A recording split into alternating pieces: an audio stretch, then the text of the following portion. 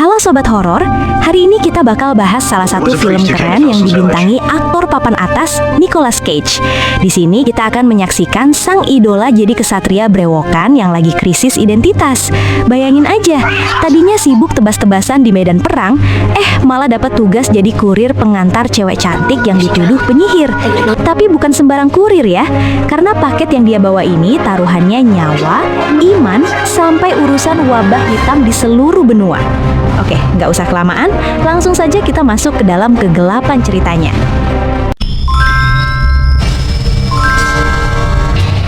Oke guys, yuk kita balik ke tahun 1323 di Austria. Lihat tuh, ada 3 emak-emak dituduh penyihir. Zaman dulu mah gitu, nggak perlu bukti, yang penting gantung dulu. Tapi bapak kardinalnya masih parno, mayatnya diceburin ke sungai biar bersih. Pas malamnya ada pendeta sok berani mau baca mantra terakhir. Boom, mayatnya bangkit, pendetanya lewat. Pelajaran pertama, kalau udah mati ya udah, jangan disamperin lagi. Ayo langsung skip ke tahun 1330-an. Kenalin nih duo maut kita, Behmen yang diperankan si Nicolas Cage yang wajahnya selalu kelihatan bingung, dan Felsen yang diperankan si Ron Perlman yang mukanya kayak beton. Selama 10 tahun kerjaan mereka cuma pindah-pindah perang dari satu kota ke kota lain.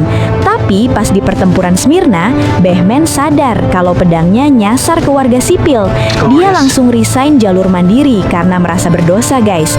Nah, pas mereka mau pulang kampung lewat padang rumput estetik, dunianya lagi kiamat kecil. Namanya Black Death atau wabah hitam. Orang-orang di pasar mukanya udah gosong, penuh bentol-bentol. Behmen sama Felsen mau so asik beli makan, tapi lupa nutupin logo ordo di pedangnya. Ya ketahuan lah kalau mereka kesatria yang kabur. Langsung diciduk, dijeblosin ke sel, terus diseret ke depan kardinal yang kondisinya mending jangan dilihat pas lagi makan deh, hancur banget. Si kardinal yang udah sekarat ini bilang kalau wabah ini gara-gara kutukan penyihir. Dia minta Behmen nganterin seorang gadis penyihir ke biara jauh buat diadili. Kalau mau, dosa mereka dihapus. Kalau nggak mau, ya membusuk di penjara. Kira-kira Behmen ambil nggak ya? Oke, lanjut. Behmen sama Felsen akhirnya dibawa ke ruang bawah tanah buat lihat tersangka utama penyebab wabah.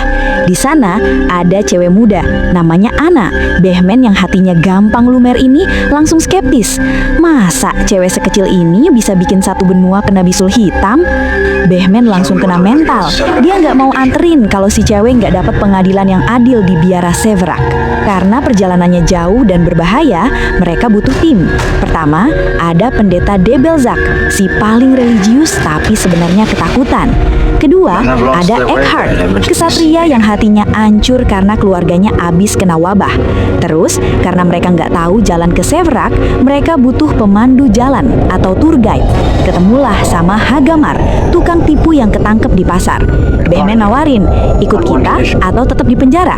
Ya jelas, si Hagamar milih ikut dong daripada lumutan di sel. Sebelum berangkat, ada adegan ikonik nih. Si Anna mau dipindahin ke gerobak penjara. Pas tangan dia dipegang sama pendeta, dia malah nyerang dengan kekuatan yang gak masuk akal buat ukuran cewek kecil. Dia hampir aja kabur kalau gak ditahan sama Behmen. Di sini Felsen mulai curiga. Men, ini cewek tenaganya kayak kuli bangunan. Yakin dia bukan penyihir? Tapi Behmen tetap denial. Dia pikir si cewek cuma ketakutan aja. Akhirnya rombongan Avengers abad pertengahan ini berangkat. Ada satu anggota tambahan, namanya Kay, pemuda yang pengen banget jadi kesatria. Jadi total ada 6 orang plus 1 tawanan cantik di dalam kerangkeng. Lanjut lagi, sekarang rombongan kita lagi neduh di tengah hutan suram. Pas lagi jaga malam, si Anna mulai beraksi. Dia ngebisikin sesuatu yang bikin Eckhart penasaran dan mendekat ke kerangkeng. Tapi bukannya mau curhat, Anna malah gercep jambret kunci dan jelep. Tangannya Eckhart ditusuk pakai kunci itu sendiri. Anna langsung kabur ke kegelapan, bikin Behmen panik gak karuan. Gila ya, kecil-kecil begini ternyata tenaganya Wonder Woman. Behmen dan anak buahnya ngejar Anna sampai masuk ke sebuah perkampungan kumuh yang isinya cuma tumpukan mayat di mana-mana. Si Kay sempat lihat bayangan Anna lari-larian di tengah hujan gerimis. Mereka sempat nangkap seorang wanita, ternyata salah orang. Anna yang asli malah masuk ke gedung tua yang gelapnya minta ampun. Di dalamnya isinya tumpukan mayat busuk yang lagi dipesta-porain sama segerombolan serigala. Serem banget, Lur. Disinilah mental anggota tim mulai pecah. Eckhart tiba-tiba halusinasi dengar suara anaknya manggil dari kegelapan. Tanpa mikir panjang, Eckhart lari ngejar bayangan itu. Tapi malang banget guys, karena kondisi gelap dan panik, si Kay malah refleks menusukkan pedangnya ke arah Eckhart. Niatnya mau ngepung si penyihir yang lari, malah kawan sendiri yang kena sikat. Apes banget. Eckhart tewas di tangan temannya sendiri. Pas Eckhart tewas, si Anna muncul dan nyerang Velsen, tapi langsung dibanting sama Behmen ke tembok. Nah, disinilah jurus playing victim dimulai.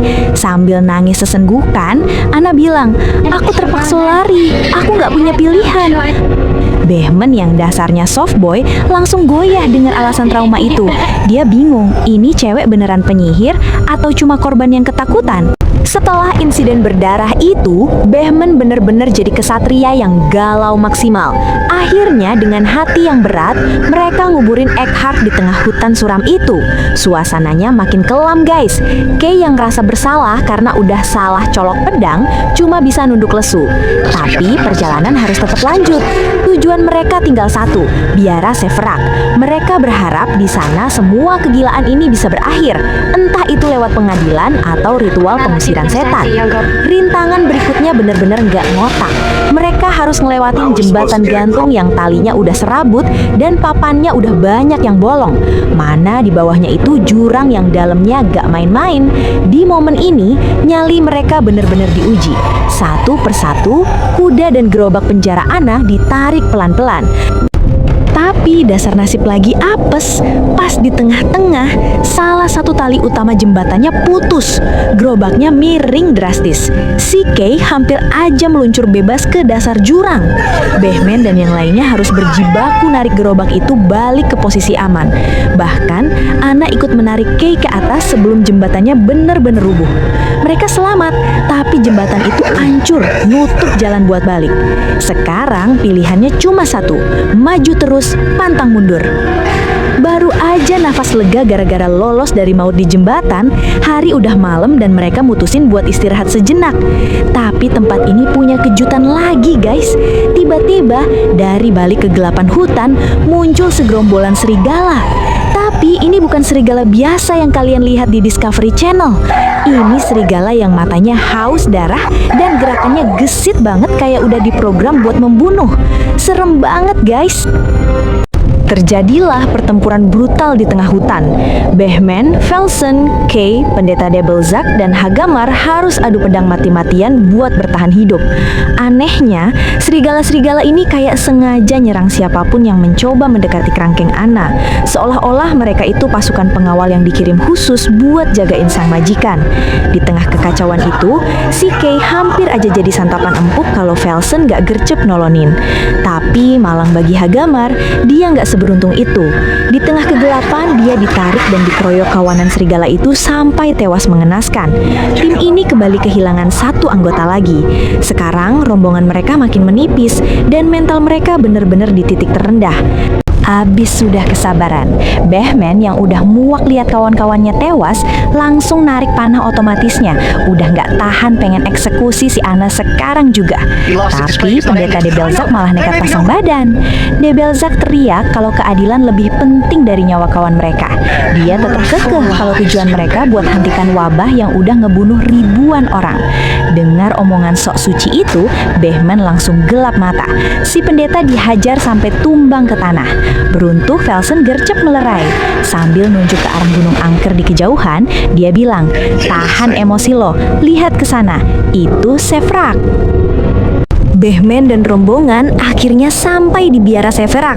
Bukannya disambut karpet merah, mereka malah disambut tumpukan zombie pendeta yang wajahnya lebih hancur dari masa depan mantan. Ternyata biara ini sudah jadi sarang wabah. Behmen yang biasanya cuma jago tebas, mendadak harus jadi asisten pendeta De Belzaq karena situasi makin chaos. Ritual eksorsisme dimulai. De Belzaq mulai baca mantra dari buku sakti Solomon. Si gadis tawanan awalnya akting lemas ala korban ghosting. Tapi begitu mantranya makin pedas, dia mulai reok. Suaranya berubah jadi knalpot bocor dan mulai spill aib masa lalu Behmen. Iblis ini ternyata tipe yang hobi stalking dosa orang lain. Suasana menjadi makin panas, guys. Ternyata si gadis bukan cuma penyihir. Dia itu inang iblis VIP.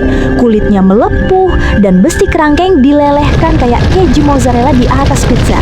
Di momen ini, mereka baru sadar kalau air suci sebotol kecil nggak bakal cukup. Mereka butuh air suci segalon plus mobil pemadam kebakaran. Di tengah iblis yang lagi ngamuk dan ruangan yang mulai terbakar, Behmen malah sempet-sempetnya melakukan ritual pelantikan kesatria buat si bocah Kai. "Grant me courage, oh Lord," kata Kai dengan khusyuk. Mungkin dalam hati Kai teriak, "Bang, pelantikannya pas lagi santai nggak bisa ya? Ini iblisnya udah mau nerkam kita, Bang." Tapi ya sudahlah, gelar kesatria jalur cepat pun didapat di tengah kobaran api. Behmen, Velsen, De Belzaq, dan si kesatria magang Kay mendaki tangga biara dengan sisa tenaga. Sambil ngos-ngosan, Behmen tersadar kalau mereka baru saja jadi korban taktik kuda Troya. Iblis sengaja merasuki raga Anna supaya para kesatria yang merasa bersalah ini mau mengantarnya langsung ke gudang senjata musuh, yaitu perpustakaan biara yang menyimpan kitab pemusnah iblis. Sampai di lokasi, suasananya bukan cuma sepi, tapi horor maksimal. Para biarawan ditemukan mati tertelungkup dengan muka hancur. Di luar biara, pasukan iblis bersayap sudah mengepung gedung seperti lalat. Tiba-tiba, si Raja Iblis muncul di plafon. Misinya cuma satu, menghancurkan kitab Solomon agar wabah pes tak bisa dihentikan. Atap biara dirobohkan, perpustakaan dibakar, dan mayat para biarawan tiba-tiba bangkit jadi zombie yang haus darah. Kekacauan pecah. Behmen, Velsen, dan Kay sibuk pangkas kepala zombie. Sayangnya Velsen pingsan diterjang mayat hidup. Nasib lebih tragis menimpa pendeta De Belzaq. Saat sibuk baca mantra, lehernya dipatahkan oleh si Raja Iblis. Behmen mencoba menikah monster itu, tapi malah dicekik. Velsen yang baru bangun mencoba menolong, tapi apes. Dia justru dibungkus sayap iblis dan dibakar sampai jadi abu. Dalam kondisi genting, Kay mengambil alih tugas membaca mantra suci. Si iblis murka, tapi Behmen pasang badan. Terjadi duel saling tikam antara Behmen dan iblis, sampai akhirnya kekuatan mantra Kay membuat tubuh monster itu meledak berkeping-keping. Begitu iblis musnah, Anna ditemukan tanpa busana. Akhirnya bebas dari penyiksaan roh jahat. Behmen yang terluka parah memberikan pesan terakhir agar Kay melindungi Anna. Lalu ia menghembuskan nafas terakhirnya dengan senyuman. Film ditutup dengan adegan Kay dan Anna mengubur para pahlawan mereka. Sambil berkuda pulang, Anna meminta Kay menceritakan kisah perjuangan mereka agar dunia tahu siapa pahlawan sebenarnya. Dan cerita pun akhirnya tamat, guys. Sobat horor, film ini mengingatkan kita bahwa tidak ada kata terlambat untuk menebus kesalahan masa lalu. Behmen dan Velsen memberikan nyawa mereka bukan demi perintah, tapi demi melindungi kemanusiaan. Saya beri rating 7/10 untuk kisah penebusan yang heroik ini. Sangat layak untuk kalian tonton full movie aslinya agar bisa merasakan emosinya secara langsung. Terima kasih sudah menyimak. Sampai jumpa di pembahasan film horor berikutnya.